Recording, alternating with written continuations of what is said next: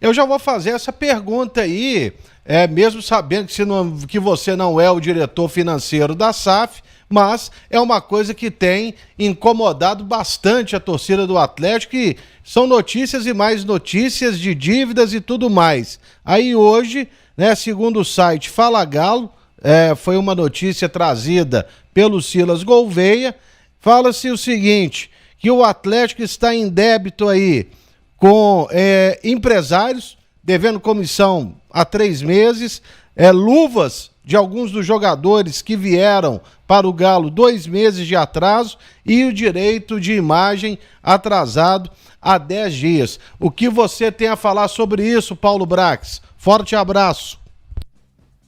Ô Lélio, obrigado pela pergunta. Muito tempo que a gente não se fala, fiquei muito tempo longe de Belo Horizonte, sempre acompanhando o seu trabalho. Não posso entrar, Lélio, em questões pontuais e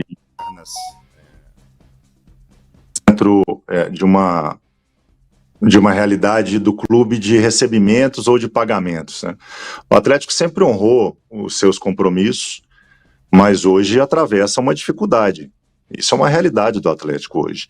E vários clubes atravessam. Aliás, a maioria dos clubes atravessa. E às vezes, quando a bola não está entrando da maneira que se espera, as pessoas acabam falando de finanças. É assim que a banda toca, eu sei como não tem problema. Quando eu cheguei aqui, Lélio, na minha entrevista de abertura, eu falei de uma bolha, né, de uma bolha do futebol brasileiro que iria estourar.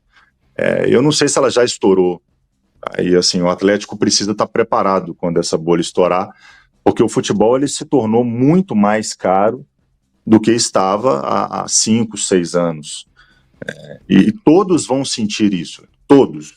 Em médio e longo prazo, vai ser ruim para quem vive do futebol, para os clubes, para atletas, para a imprensa, para torcedor, porque a situação financeira ela é muito difícil para todos. O aumento foi muito grande, a inflação dentro do futebol ela é muito grande. É uma inflação de quase 50%, 60%, se considerar 3, 5 anos para trás.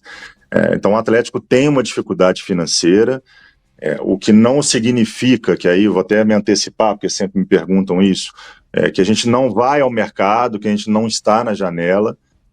A gente vai ter entradas, vai ter saídas, mas teremos limite, teremos responsabilidade, e eu não estou autorizado a aumentar a dívida do clube, e não farei isso.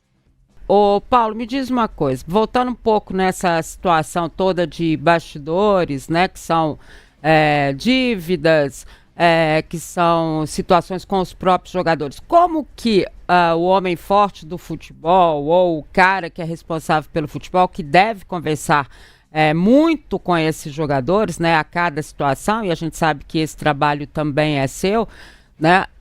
Como é que se conversa e como é que os jogadores recebem as cobranças da própria diretoria, que eu tenho certeza que acontecem, sendo que o Atlético está devendo, que o Atlético não está em si com todas as obrigações corretas com eles? Como é que vocês fazem? Bom, Gilmar, a gente faz parte de um mesmo clube, a gente faz parte de um mesmo time, a gente está remando para o mesmo lugar e nós temos objetivos comuns.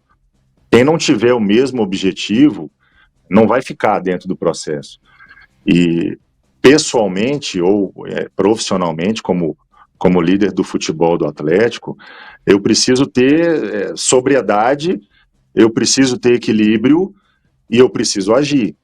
Então, essas conversas elas são constantes, elas são diárias, a análise do ambiente dentro do CT, dentro da sede, em treinamentos, em jogos, isso é permanente dentro da nossa função.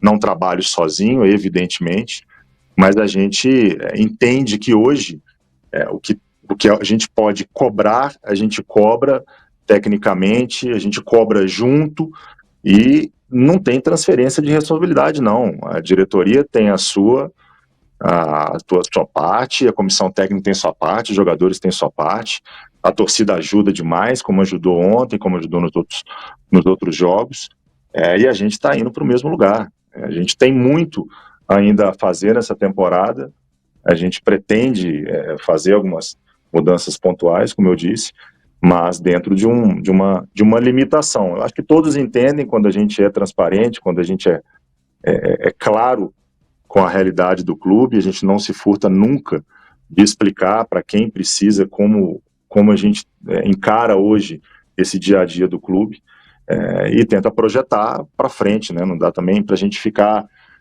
para trás. É muito fácil dentro do futebol você trabalhar só com o hoje, né? Ou com o presente, ou trabalhar sem limite, ou sem pensar no próximo ano, né? Então a gente tem que pensar sempre projetando o que a gente pode fazer de melhor para frente.